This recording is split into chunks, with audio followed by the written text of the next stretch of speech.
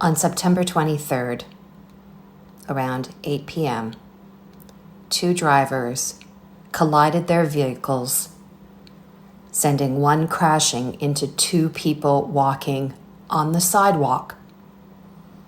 A woman died at the scene, while the man suffered non-threatening injuries, Toronto police officer said. As you can see, this is a straight street. Has painted bike lanes. There are churches, community center, schools, residences, convenience store, cafe, and more along this quiet street. Why?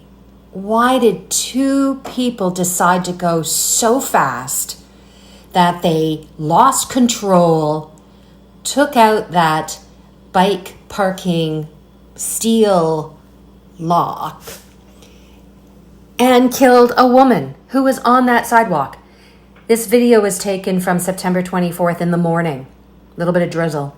Kids and parents and caregivers walking their children to school. Last night it could have been a family who was hit, who were just walking in their neighborhood.